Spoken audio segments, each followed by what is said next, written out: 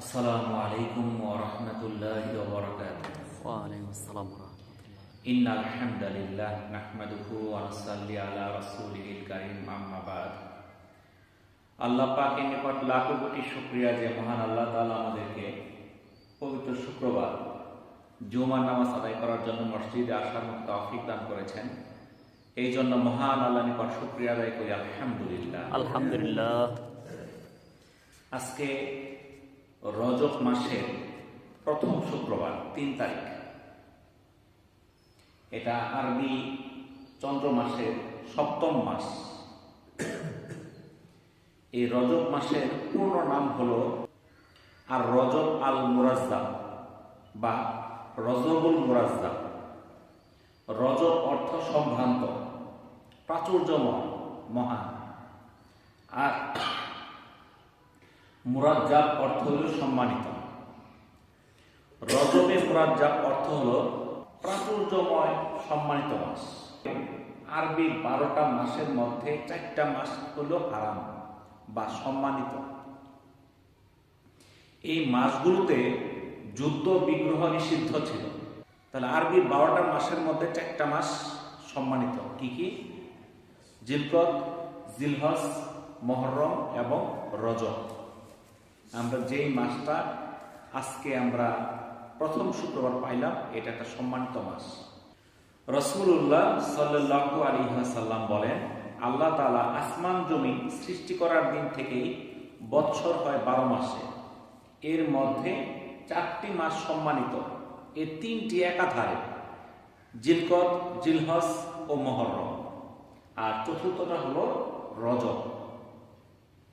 এটাকে জমাদাল উখরা ও শাবান মাসের মধ্যবর্তী। এটা মুসলিম শরীফের একটা হাদিস। আল কোরআনে ইরশাদ হয়েছে, নিশ্চয় আকাশমণ্ডলী ও পৃথিবী সৃষ্টির দিন থেকেই আল্লাহর কাছে গণনার মাস ১২টি। তার মধ্যে ৪টি সম্মানিত হওয়ার কারণে নিষিদ্ধ। এটাই সুপ্রতিষ্ঠিত বিধান। এটা সূরা তাওবার ৩৬ নম্বর আয়াতের অর্থ। রাসূলুল্লাহ সাল্লাল্লাহু আলাইহি ওয়াসাল্লাম রজব ও শাবান মাসব্যাপী একটি দোয়া বেশি বেশি পাঠ করতেন। দোয়াটা কি? আল্লাহুম্মা বারিক লানা ফি রজব ওয়া শাবান ওয়া বাল্লিগনা রমাদান। অর্থ, হে আল্লাহ, রজব মাস ও শাবান মাস আমাদের জন্য বরকতময় করুন, রমজান মাস আমাদের নসিব করুন। এটা সহিহ বুখারী এবং মুসলিমের হাদিস। অর্থাৎ বুখারী মুসলিম দুইটা কিতাবেই এই হাদিসটা আসছে। এই রজব মাস শুরু হইলেই যেই দোয়াটা আল্লাহ রাসূল বেশি বেশি পাঠ করতেন, সেই দোয়াটা আমরাও পাঠ করব। আমাদের জন্য পাঠ করা কি? এটা সুন্নাত। কোন দোয়াটা? আল্লাহুম্মা বারিক লানা ফি রজব ওয়া শাবান ওয়া বাল্লিগনা রমাদান। অর্থাৎ এই যে রজব মাস শুরু হয়েছে, এই রজব মাস এবং শাবান মাসটা আমাদের জন্য বরকতময় করুন এবং রমজান মাস পর্যন্ত আমাদেরকে পৌঁছায় দিন, আমাদেরকে রমজান নসিব করুন। এই দোয়াটা আল্লাহর কাছে প্রার্থনা করা। অনেক মানুষ আছে এই রমজানটা ধরতে পারে নাই। গত সপ্তাহে আমার স্কুলের শিক্ষক আমাদের সবাই প্রতি বছর যিনি আসত, মাওলানা ওসমান গনি, উনি এক সড়ক দুর্ঘটনায় ইন্তেকাল করলেন। উনি কিন্তু রমজান পর্যন্ত আসতে পারল না। আমি রমজানে যাইতে পারবো এটা গ্যারেন্টি আছে? জি না। আমিও তো মারা যেতে পারি। আমি এখান থেকে নেমে বাসা পর্যন্ত যাইতে পারবো, এর কোনো গ্যারেন্টি নাই। তা আল্লাহর কাছে প্রার্থনা করা, এই যে রজব মাস আর শাবান মাস, এটা আমাদের জন্য বরকতময় করুন আর রমজান পর্যন্ত পৌঁছায় দিন। এই দোয়াটা আমাদের বেশি বেশি করতে হবে। উম্মে সালামা রাদিয়াল্লাহু তাআলা আনহা বলেন, নবী করিম সাল্লাল্লাহু আলাইহি ওয়াসাল্লাম রমজান মাস ছাড়া সবচেয়ে বেশি রোজা রাখতেন শাবান মাসে, তারপর রজব মাসে। তো আমরা তো জানি রমজান মাসের পুরাটা মাসে রোজা রাখা আমাদের জন্য ফরজ। সেটা 29 দিনই হোক আর 30 দিনই হোক, সারাটা মাস রোজা রাখা ফরজ। তো এরপরে যেই মাসে সবচেয়ে বেশি রোজা রাখতেন সেই মাসটার নাম কি? শাবান। তারপরে কোনটা? রজব। তাহলে সেই রজব মাসটা কিন্তু আইসা গেছে। এই মাসে বেশি বেশি রোজা রাখা এটা রাসূলের সুন্নত। তাহলে সেই সুন্নত আমরা পালন করতে রাজি আছি? হযরত আয়েশা সিদ্দিকা রাদিয়াল্লাহু তাআলা আনহা থেকে বর্ণিত, রাসূলুল্লাহ সাল্লাল্লাহু আলাইহি সাল্লামের ক্ষেত্রে তিনি বলেন, যখন রজব মাস আসতো তা আমরা রাসূলুল্লাহ সাল্লাল্লাহু আলাইহি সাল্লামের আমলের আধিক্য দেখেই বুঝতে পারতাম। অর্থাৎ রজব মাস যখন আসতো তখন আল্লাহ রাসূলের বিবিগণ বুঝতেন কিভাবে যে রজব মাস শুরু হয়েছে। ওনারা চাঁদ না দেখেও বুঝতে পারতেন। কিভাবে? আল্লাহ রাসূল সাল্লাল্লাহু আলাইহি সাল্লাম রজব মাস শুরু হলে ব্যাপকভাবে আমল শুরু করতেন, ইবাদতে মশগুল হয়ে যেতেন। এই আমল দেখেই বুঝতে পারতেন রজব মাস শুরু হয়ে গেছে। আর আমাদের কিন্তু রজব শুরু হয়েছে আজকে 3 তারিখ। আমল কার বাড়ছে বলেন তো দেখি? আগে নফল পড়তাম না, এখন করি। আগে তাহাজ্জুদ করতাম না, এখন তাহাজ্জুদ করি। আগে দান করতাম না, দান করি। এরকম আমল বেড়ে গেছে? বাড়ছে না তো? আগে যা করতাম এখন তাই করি। গত মাসেও যা করছি এই মাসেও তাই করতেছি। গত মাসে যারা 5 ওয়াক্ত নামাজ পড়ছে এখন 5 ওয়াক্তই পড়তেছে। গত মাসে যারা শুধু সপ্তাহে বসে একদিন, ওরা একদিনই পড়তেছে। আমলের তো পরিবর্তন হয় নাই। কিন্তু রাসূলের সুন্নাত কি? রজব মাস আসলেই আমল বাড়াই দিতে হবে। রাসূলুল্লাহ সাল্লাল্লাহু আলাইহি সাল্লাম বলেন, রজব হলো আল্লাহর মাস, শাবান হলো আমার মাস, আর রমজান হলো উম্মতের মাস। এটা তিরমিজির একটা হাদিস। এই যে পরপর 3টা মাস গুরুত্বপূর্ণ, এই রজব মাসটাকে ঘোষণা করা হয়েছে আল্লাহর মাস হিসেবে।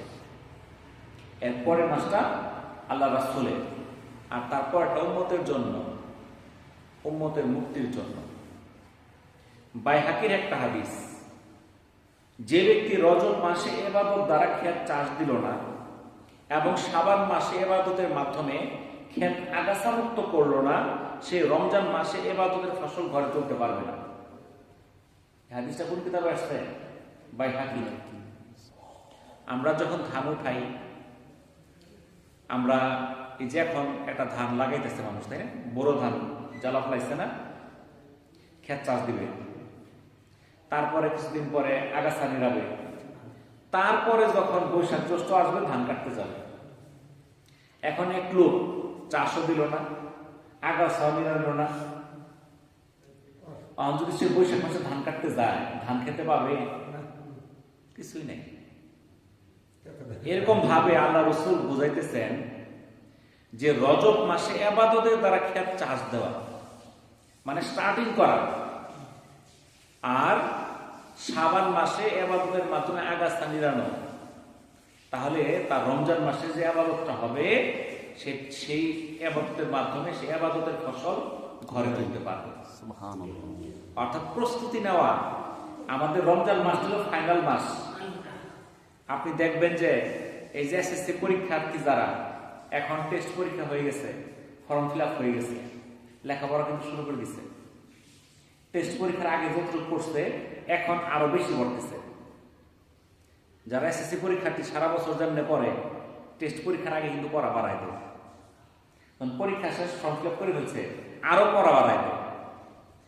তখন এসএসসি পরীক্ষা যা ভালো দেখতে পারে। এখন কি করলো? টেস্ট পরীক্ষা আগে করলো না, ওই তো টেস্টে অলাই হবো না। যদি কোন রকম টেস্টে অ্যালাউ হয়, টেস্টের পরে পড়া বাদ দিল, তাহলে এসএসসি পরীক্ষা সে লিখতে পারবে কিছু? তাহলে যেহেতু ফাইনাল পরীক্ষার আগে ছাত্ররা পড়া শুরু করে দেয় আগে থেকেই, এটা মনে করে না কালকে পরীক্ষা আমি কালকেই পড়বো, এটা কিন্তু মনে করে না। সে 2 মাস 3 মাস আগে পড়া শুরু করে দেয়। তো আমাদের ফাইনাল তো হলো রমজানে, আমলের মাস, উম্মতের জন্য একটা নির্ধারিত মাস, সেটা গনিমতের একটা মাস, ইবাদত করার মাস, ফজিলত লাভের মাস। তো সেই লাভের প্রস্তুতি তো আমার এখনই শুরু করতে হবে। আপনি মনে করেন যে চিন্তা করলেন আমি রমজান মাসে প্রত্যেকদিন তাহাজ্জুদ করবো, এখন থেকে শুরু করেন। এখন থেকে শুরু করলে কি হবে? একদিন সজাগ পাবেন, একদিন পাবেন না। তো এই মাসে মাঝে মধ্যে সজাগ পাইলেন, মাঝে মধ্যে সজাগ পাইলেন না, পরের মাসে দেখবেন যে প্রায় প্রতিদিন সজাগ পাইতেছেন, আর রমজানে দেখবেন একদিন মিস হচ্ছে না। আর যদি এই 2 মাস ইবাদত না করেন, হঠাৎ করে ইবাদত করলে তখন ইবাদতে ঘাটতি হয়। কেমনে? আপনি দেখবেন যে রমজান মাসে যখন তারাবি শুরু হয়, প্রথম 3-4 দিন মসজিদ মানুষ আটে না, বাড়িটা তো আটে না, এবার বাইরে যায় না। যখন 3-4-5 দিন চলে যায়, মুসল্লি আস্তে আস্তে কমতে থাকে। তখন দেখা যাবে বারিন্দা তো বড়ই না, ভিতরটুক বড়াই কষ্ট। এটা কারণটা কি? এক কারণটা হলো তারা রজব আর সাবানে কোনো আবাদত করে নাই, হঠাৎ করে আবাদত যে বাড়াই দিছে, তখন শরীর আর কোলাইতেছে না। মনের ইচ্ছা থাকলেও পায়ের মধ্যে ব্যথা, দাঁড়ায় থাকতে পারে না, কারণ আগে থেকে প্রস্তুতি নাই। আপনি যদি রজব থেকে প্রস্তুতি শুরু করতেন, 2 রাকাত 4 রাকাত করে বাড়াইতে থাকতেন, তাহলে রমজান মাসে 20 রাকাত থেকে 30 রাকাত পড়লেও শরীরে কোনো ক্লান্তি আসতো না। ঠিক না? রজব মাসের বেশি বেশি যে আমলগুলো আমরা করব, এর মধ্যে 1 নাম্বার, রজব মাসে প্রত্যেকটা সোমবার এবং বৃহস্পতিবার আমরা রোজা রাখার চেষ্টা করব। কোন বারে? সোমবার আর বৃহস্পতিবার। এছাড়া 13, 14, 15 আইএমএ বীজের নফল রোজা, এই 3টা রোজা আমরা রাখার চেষ্টা করব। পাশাপাশি 5 ওয়াক্ত ফরজ নামাজ তো পড়বই, পারলে চেষ্টা করব তাহাজ্জুদ, ইশরাক, মসজিদে প্রবেশ করে 2 রাকাত নামাজ। আগে কি করতে হবে? 2 রাকাত নামাজ পড়তে হবে। আপনি মসজিদে ঢুকছেন, আপনি বারান্দায় 2 রাকাত পড়া তারপর ভিতরে ঢুকেন বসার আগে, এটা রাসূলের সুন্নাত। তো এরকম অনেক নফল নামাজ আছে, ইশরাক আছে, চাহত আছে, জাওয়াল আছে, আওয়াবিন আছে, তাওহীদ তাহিয়াতুল ওযু আছে, দুখুল মসজিদ আছে, এরকম বিভিন্ন নফল নামাজ আছে। আমরা এই মাসে এগুলো আমল করার চেষ্টা করব। এই মাসে আমরা কোরআন তেলাওয়াত করার চেষ্টা করব।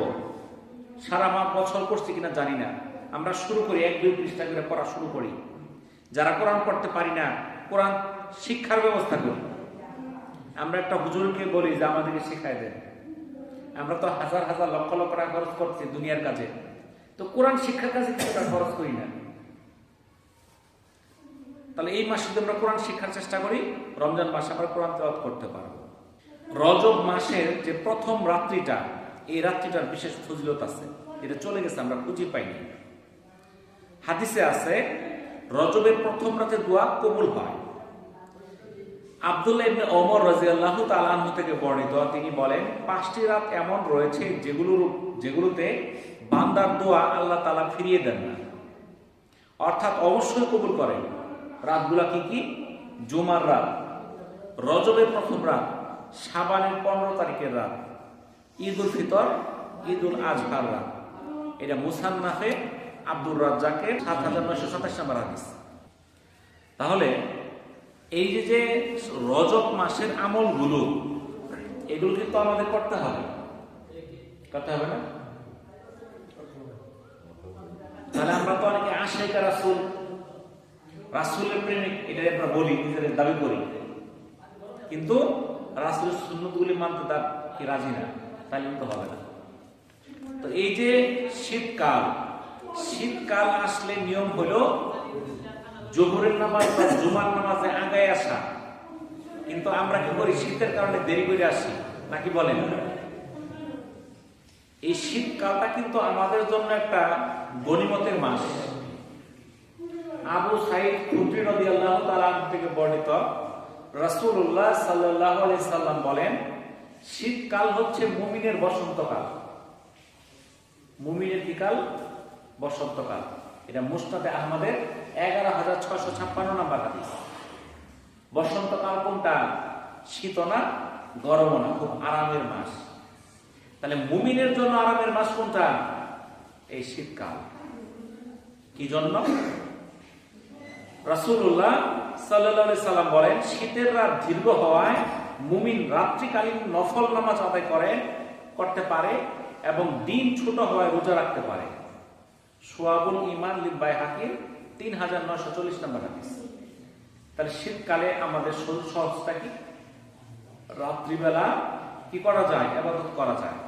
গরমকালে দেখবেন রাত্রিটা থাকে ছোট, আপনি যদি তাহাজ্জুদ পড়েন ঘুমের ডিস্টার্ব হয়, কিন্তু শীতকাল রাত কিন্তু অনেক লম্বা। আপনি যদি 1 ঘন্টা সজাগ থাকেন, আপনার ঘুমের কোনো সমস্যা হবে না, রাত্র লম্বা। আবার দিনের বেলায় রোজা রাখা কিন্তু খুব আরাম। কি জন্য? দিনের ধৈর্য ছোট। আপনি রোজা রাখতে টেনে পাবেন না, কোন দিক দিয়ে রোজা পার হয়ে গেছে, কিন্তু সব কিন্তু আপনি রোজা রাখার ঠিকই পাবেন। হযরত আবু হুরায়রা রাদিয়াল্লাহু তাআলা আনহু থেকে বর্ণিত, তিনি বলতেন, আমি কি তোমাদেরকে শীতকালীন গনিমতের সন্ধান দিব না? তারা বলল, অবশ্যই। তারপর আবু হুরায়রা রাদিয়াল্লাহু তাআলা আনহু বলতেন, শীতের মৌসুমের রোজা, এটা সুনানে তিরমিজির একটা হাদিস। তাহলে শীতকালের রোজাটা গনিমতের মতো। মহানবী সাল্লাল্লাহু আলাইহি সাল্লাম বলেছেন, আল্লাহ ওই ব্যক্তির উপর রহমত নাজিল করেন যিনি রাতে নিদ্রা থেকে জেগে তাহাজ্জুদ আদায় করেন এবং তার স্ত্রীকেও নিদ্রা থেকে জাগিয়ে দেন। তাহলে কার উপর আল্লাহ তাআলা রহমত নাজিল করে? যে রাত্রিবেলা তাহাজ্জুদে কি করে? জাগে, জেগে তাহাজ্জুদ আদায় করে, আল্লাহর কাছে কান্নাকাটি করে। শুধু নিজেই করে না, তার স্ত্রীকেও জাগায় দেয়। মহানবী সাল্লাল্লাহু আলাইহি সাল্লাম বলেন, তিনটি আমল পাপ মোচন করে। প্রথমত সংকটকালীন দান, দ্বিতীয়ত গ্রীষ্মের রোজা, তৃতীয়ত শীতের ওযু। এটা দুয়ালিত তাবরানির একটা হাদিস। তাহলে তিনটা আমল গুনাহকে নষ্ট করে দেয়, ধ্বংস করে দেয়। সংকটকালীন দান মানে অভাবের সময়, গ্রীষ্মের রোজা যখন বৈশাখ জ্যৈষ্ঠ মাস থাকে, প্রচন্ড গরম, ওই রোজাটা আল্লাহ তাআলা ওই রোজার বিনিময়ে তার গুনাহগুলো মাফ করে দেন। আর 3 নাম্বার হচ্ছে শীতকালীন ওযু। আজকে মুসল্লি কম, কি জন্য? গোসল করতে হবে, এই জন্য মুসল্লি কমে গেছে না? শীতের মধ্যে কেমনে গোসল করবো? আসলে একজন মুসলমানের 24 ঘন্টায় পাক পবিত্র থাকা প্রয়োজন। যে গোসল না করার কারণে মসজিদে আসতে পারলো না, তাহলে তো সে পাক না। ওই অবস্থায় যদি সে মারা যায়, কি বলেন? নাপাক অবস্থায় মারা গেল। আর আমি যদি পাক অবস্থায় থাকি, তাহলে গোসল না করলে ওযু হোক, ওযু করে আমি নামাজ পড়তে পারবো, তাই না? যদি আমার উপর গোসল ফরজ না হয়, আমার ওযুর মাধ্যমে নামাজ পড়া যাবে। কিন্তু অনেক লোক গোসল করার ভয়ে নামাজই আসে না, বিনা উযরে সে নামাজ ত্যাগ করছে। বিনা উযরে নামাজ ত্যাগ করাকে কাফিরের সঙ্গে তুলনা করা হয়। আমরা এই শুক্রবার জুমার দিন, এরপর আমরা নামাজ অনেকে আসি না। তাহলে এই যে শীতকালীন যে ওযু, এখানকার গুনাহগুলো ধ্বংস হয়ে যায়। তাহলে আমাদের শীতকালে ওযু করতে হবে, একটু কষ্ট লাগে, লাগুক। কষ্টের বিনিময়ে তো আল্লাহ তাআলা পুরস্কারটা দিবেন, নাকি বলেন? যারা যে পোলাপানরা A+ পায়, তারা কি লেখাপড়া না করে পায়? কষ্ট ছাড়া পায়। যে কষ্ট বেশি করে সে ভালো রেজাল্ট করে। তো শীতকালে আমাদের কিছু আমল আছে, আমলগুলো আমাদের করতে হবে। কি কি আমল? রাসূলুল্লাহ সাল্লাল্লাহু আলাইহি সাল্লাম বলেন, যে মুমিন অন্য বস্ত্রহীন মুমিনকে কাপড় পরিয়ে দিল, মহান আল্লাহ তাআলা ওই ব্যক্তিকে জান্নাতের সবুজ কাপড় পরিয়ে দিবেন। এটা তিরমিজির 2449 নম্বর হাদিস। শীতকালে অনেক শীতার্ত ব্যক্তি আছে, তার পোশাক নাই। আমার যদি সামর্থ্য থাকে একটা তাকে কিনা দেই, অথবা আমাদের পুরাতন পোশাকগুলো আমরা কাউকে দিয়া দিই। যদি আমরা একটা এই শীতের কাপড় নাই, এমন একটা ব্যক্তিকে শীতের কাপড় দান করতে পারি, এর বিনিময়ে আল্লাহ তাআলা জান্নাতে সবুজ কাপড় পরিয়ে দিবেন। শীতকালীন আমল কি? আমরা রাত্রিবেলা তাহাজ্জুদ আদায় করব, কারণ রাত্রি অনেক লম্বা, এবং আমরা দিনে আমরা রোজা রাখব। মহান আল্লাহ তাআলা ঈমানদারদের গুণাবলী সম্পর্কে বলেন, তাদের পার্শ্ব সজ্জা থেকে আলাদা থাকে, তারা তাদের রবের ডাকে ভয়ে ও আশায়, এবং আমি তাদেরকে যে রিজিক দিয়েছি তা থেকে ব্যয় করে। এটা সূরা সাজদা 16 নম্বর আয়াতে। তাহলে ঈমানদার কারা? যাদের পার্শ্ব সজ্জা থেকে আলাদা থাকে। রাত্রিবেলা ঘুমাইছে, কিন্তু ঘুম থেকে উঠা নামাজে দাঁড়াই গেছে, বিছানা থেকে আলাদা থাকে। সে ডাকে আল্লাহকে ভয়ে এবং আশায়, এবং যে রিজিক আল্লাহ তাআলা দিয়েছে সেটা থেকে ব্যয় করে, তারাই হলো ঈমানদার। আর শীতকালে আরেকটা আমল হলো, শীতকালে ওযু এবং গোসলে সচেতন হওয়া।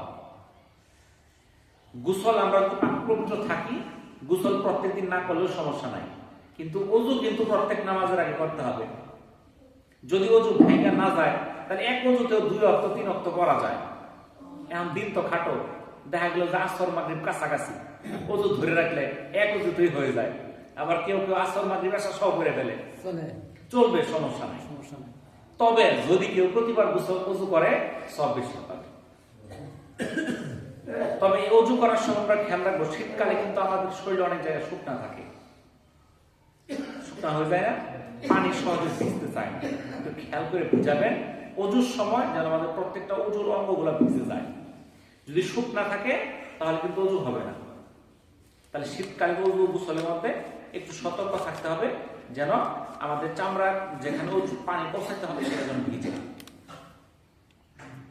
রাসূলুল্লাহ সাল্লাল্লাহু আলাইহি সাল্লাম বলেন, আমাদের গুনাহগুলো মিটিয়ে দেওয়ার অন্যতম উপায় হচ্ছে কষ্টকর মুহূর্তে ভালোভাবে ওযু করা।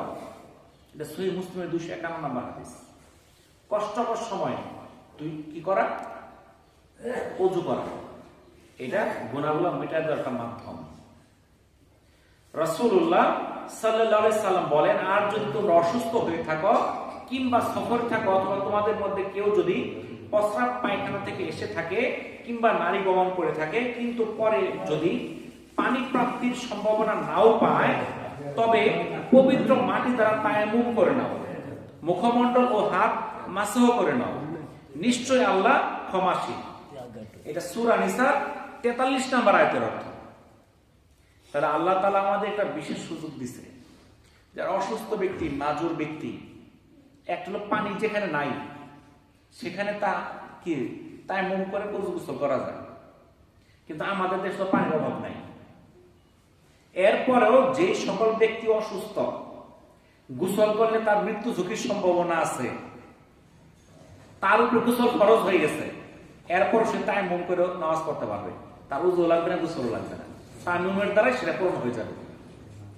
যদি কিরকম অসুস্থ ব্যক্তি থাকে, আমাদের ঘরে অনেকে অসুস্থ ব্যক্তি আছে, অনেকে প্যারালাইসিস রোগী আছে, তো দেখা যায় এই রোগীগুলা নামাজ পড়ে না, আমরাও বলি না।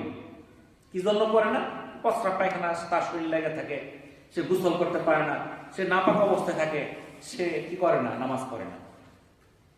কিন্তু একটা ব্যক্তি যতক্ষণ পর্যন্ত তার হুঁশ আছে ততক্ষণ পর্যন্ত তার উপর ফরজ নামাজ পড়া, তা সে প্যারালাইসিস রোগী হোক আর যাই কিছু তাই হোক, তার নামাজ পড়তে হবে। আপনার উপর যেরকম নামাজ পড়া ফরজ, ওই প্যারালাইসিস রোগীটার উপরে নামাজ পড়া ফরজ, যদি তার হুঁশ থাকে, বিবেক ঠিক থাকে। আর যদি বেহুশ হয়ে যায়, পাগল হয়ে যায়, কিছুই বুঝে না, তাহলে তার উপর ফরজ থাকবে না। কিন্তু বুঝতেছে, তাহলে সে কি করবে? সে তো গোসল করতে পারে না, সে তায়াম্মুম করবে। তায়াম্মুম করা সহজ, নিয়ত করা, মুখমণ্ডল মাসহ করা, হাত মাসহ করা, শেষ, একদম সহজ, কোনো পানি লাগতেছে না। এইটুকু আপনারা কেউ করাই দিলেন, আর যদি সে নিজ হাত দিয়ে করতে পারে করলো, না পারলে অন্য হাত দিয়ে করলে নামাজ তার পড়তেই হবে, কোনো কারণে নামাজ ত্যাগ করা যাবে না। বুঝতে পারলেন? তায়াম্মুমের বৈধতা সম্পর্কে হাদিসে এসেছে, আগের নবীদের উম্মত থেকে এই উম্মতকে 3 বিষয়ের মর্যাদা দেওয়া হয়েছে। আগের উম্মতের বিষয় আর আমরা যে উম্মত, আগের উম্মত আর আমরা, আমাদের মধ্যে 3টা বিষয়ের মর্যাদা দেওয়া হয়েছে। আমাদের কাতার ফেরেশতাদের কাতারের মতো বানানো হয়েছে, সারা ভূখণ্ডকে মসজিদ বানিয়ে দেওয়া হয়েছে। ফরজ নামাজগুলো মসজিদে পড়বেন, সুন্নত নফল বাড়িতে পড়বেন। আপনি ক্ষেতের ধারে পড়লেও নামাজ হবে, কিন্তু আগের উম্মতের মসজিদ ছাড়া নামাজ আদায় হইতো না। 3 নাম্বার, পানি না পাওয়া অবস্থায় মাটিকে পবিত্রতা অর্জনের মাধ্যম বানানো হয়েছে। এটা সহিহ বুখারীর 1ম খণ্ডের 209 নম্বর হাদিস। তাহলে পানি না থাকলে মাটি দিয়েও পবিত্রতা অর্জন করতে হবে। তাহলে এই যে শীতকাল, বিশাল শীত আসলো, কোথেকে আসলো? এতদিন তো শীত আসছিল না, কোথেকে এলো? এটা জানেন কোথেকে আসলো? হযরত আবু হুরায়রা রাদিয়াল্লাহু তাআলা আনহু থেকে বর্ণিত, রাসূলুল্লাহ সাল্লাল্লাহু আলাইহি সাল্লাম বলেন, জাহান্নাম তার প্রতিপালকের কাছে অভিযোগ করে বলে, হে আমার প্রতিপালক, আমার এক অংশ অপর অংশটি খেয়ে ফেলছে। তখন আল্লাহ তাকে 2টি নিঃশ্বাস ফেলার অনুমতি প্রদান করেন, একটি নিঃশ্বাস শীতকালে আর একটি গ্রীষ্মকালে। কাজেই তোমরা গরমের তীব্রতা এবং শীতের তীব্রতা পেয়ে থাকো। এটা সহিহ বুখারীর 3087 নম্বর হাদিস। জাহান্নামের মধ্যে একটা অংশ আছে বিশাল ঠান্ডা, আর একটা অংশ বিশাল গরম। দেখেন যে আমরা পাত্রের মধ্যে যদি কিছু রান্না করি, মধ্যে বাষ্প জমে যায়, গ্যাস জমে ব্রাস্ট হয়ে যায়, কম হয় না? পেয়ালা সিটটা পড়ে যায়। এরকম জাহান্নামের মধ্যে গরমের স্থান, ঠান্ডা স্থানের মধ্যে এক অংশ আরেক অংশকে ঢেকে ফেলতে চায়। তখন আল্লাহ তাআলা সেই জাহান্নামকে অনুমতি দিলেন নিঃশ্বাস ছাড়ার জন্য। গরমের সময়টা গরমের নিঃশ্বাস ছাড়ে, শীতের সময়টা শীতের নিঃশ্বাস ছাড়ে, সারা পৃথিবী ঠান্ডা হয়ে যায়। আমরা তো আরামে আছি। এখন যদি আপনি রাশিয়াতে যান, এক জগ গরম পানি উপরের দিকে মিল্লা দিবেন, বরফ হয়ে মাটিতে পড়বে, পানি পড়বে না। মিল্লা দিচ্ছেন, পানি পড়বে কি? বরফ। এত ঠান্ডা। ওদের দেশে যে ঠান্ডা, আমগর দেশে ফ্রিজের মধ্যে পড়ছে গরম। বুঝতে পারলেন? আমাদের দেশে ফ্রিজের ঠান্ডা থাকে -8, ওদের দেশে তাপমাত্রা -40 পর্যন্ত। তাহলে কিরকম ঠান্ডা ওই দেশের মধ্যে? শীতের তীব্রতা জাহান্নামের শীতলতার কথা স্মরণ করিয়ে দেয়। এই যে শীতকাল যে আসছে, এর চেয়েও বেশি ঠান্ডা কিন্তু জাহান্নামের মধ্যে আছে। তাহলে জাহান্নামের কথা স্মরণ করতে হবে। জাহান্নামের যে শীতল শীতল জায়গাটা, সেই জায়গাটার জন্য আমাদেরকে পানা চাইতে হবে। আবু হুরায়রা রাদিয়াল্লাহু তাআলা আনহু থেকে বর্ণিত, রাসূলুল্লাহ সাল্লাল্লাহু আলাইহি সাল্লাম বলেন, যদি কোনো বান্দা তীব্র শীতের মধ্যে বলে লা ইলাহা ইল্লাল্লাহ, আজকের দিনটি কতই না শীতল, হে আল্লাহ আপনি আমাকে জামহারির জাহান্নাম থেকে মুক্তি দিন। তখন আল্লাহ জাহান্নামকে লক্ষ্য করে বলেন, আমার এক বান্দা তোমার জাহান্নাম থেকে আমার কাছে আশ্রয় প্রার্থনা করছে, আমি তোমাকে সাক্ষ্য রেখে বলছি আমি তাকে মুক্তি দিলাম। সাহাবীরা বলেন, জামহারির কি? জবাবে রাসূলুল্লাহ সাল্লাল্লাহু আলাইহি সাল্লাম বলেন, জামহারির জাহান্নামের একটি ঘর, যেখানে কাফিরদের নিক্ষেপ করা হবে। শীতের তীব্রতা তারা বিবর্ণ হয়ে যাবে। এটা সিলসিলাতুদ দাইফা 6428 নম্বর হাদিস। তাহলে এই যে ঠান্ডার মধ্যে আমাদেরকে আল্লাহর কাছে কিছু চাইতে হবে, ওই জাহান্নামের, ওই জামহারির জাহান্নাম যে ঘরটা, সেটা থেকে আশ্রয় চাইতে হবে। যদি আশ্রয় চাই তাইলে তো আল্লাহ আমার আশ্রয় দিব, নাকি বলেন? এই তীব্র ঠান্ডার মধ্যে আল্লাহর কাছে প্রার্থনা করতে হবে, বলতে হবে লা ইলাহা ইল্লাল্লাহ, আজকের দিনটি কতই না শীতল, হে আল্লাহ আপনি আমাকে জামহারির জাহান্নাম থেকে মুক্তি দিন। এই দোয়াটা যে করবে, আল্লাহ তাআলা ওই জাহান্নামকে সাক্ষী রেখে বলবে, তুমি সাক্ষী থাকো আমি তাকে এই জাহান্নাম থেকে মুক্তি দিলাম। তাহলে শীত এমনি আসে না, গরম এমনি আসে না। এই যে রজব মাস শুরু হয়েছে, এটা এমনি আসে না, আমাদের আমলের জন্য আসে। আমরা তো রাসূলের জন্য জান দিতে প্রস্তুত, তাই না? কারা কারা জান দিতে প্রস্তুত? হাত তুলেন দেখি। জান দিবেন কারা কারা রাসূলের জন্য? সবাই হাত তুলছে। আচ্ছা, মারহাবা মারহাবা।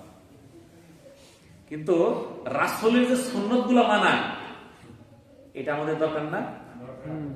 সুন্নত মানা সহজ না জান দেওয়া সহজ? সুন্নত মানা সহজ। এই যে রজব মাস যেটা শুরু হয়েছে, রজবের প্রথম শুক্রবার আজকে, আল্লাহ রাসূলের বিবিরা বলতেন যে রজব মাস শুরু হয়েছে আমরা কিভাবে বুঝতাম?